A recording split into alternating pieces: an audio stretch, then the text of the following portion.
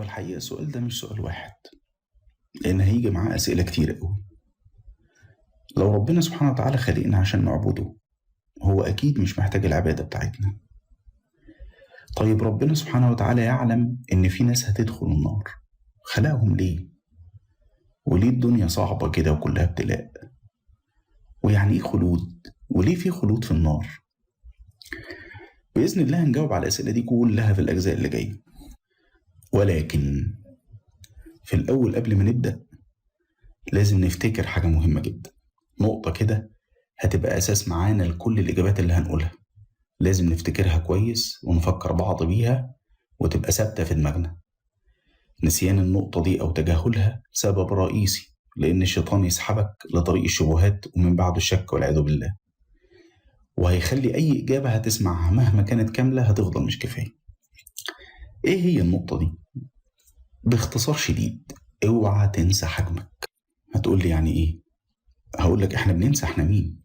الإنسان فعلا بينسى حجمه. بداية الإنسان احتمال إنه كان يجي أصلا للدنيا 1 ل 300 مليون.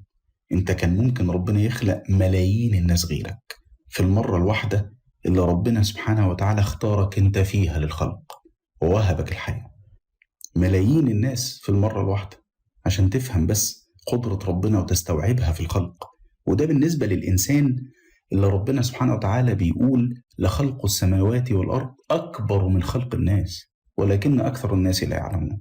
عشان تستوعب قدرة ربنا وعظمته في الخلق، ده ممكن يكون في حوالي 200-300 مليار إنسان غيرك اتخلق على الكوكب ده.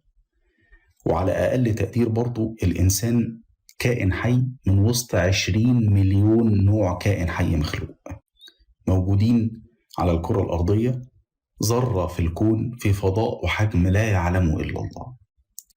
وبعدين الإنسان بيقعد طفل وقت طويل مش فاهم أي حاجة لا عن نفسه ولا عن اللي حواليه، وأول ما يكبر ويبدأ يعرف يجمع ويطرح يروح قاعد على الكنبة وينسى بقى حجمه، يقول لك أنا عايز أفهم ربنا بيدير الكون إزاي.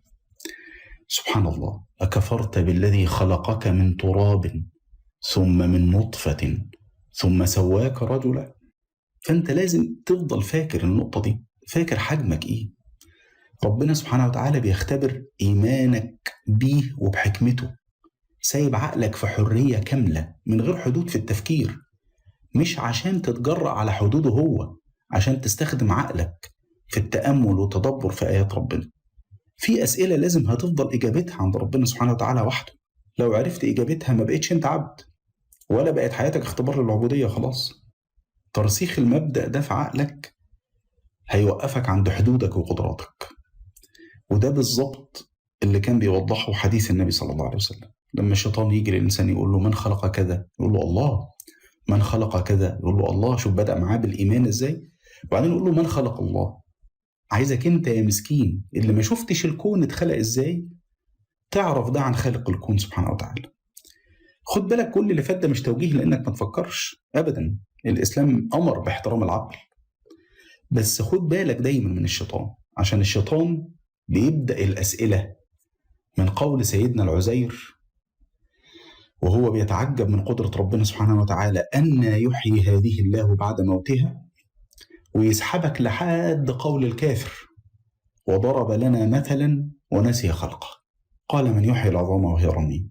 انت في الأولى بتتعجب من قدرة ربنا وده قمة الإيمان، ياخدك بعقلك ويسحبك بالشبهات لحد لما تنكر قدرة ربنا وعدله في بعث العباد للحساب، وده قمة الكفر. اوعى تنسى النقطة دي، لازم تفضل فاكر حجمك كويس. نروح بقى على الأسئلة.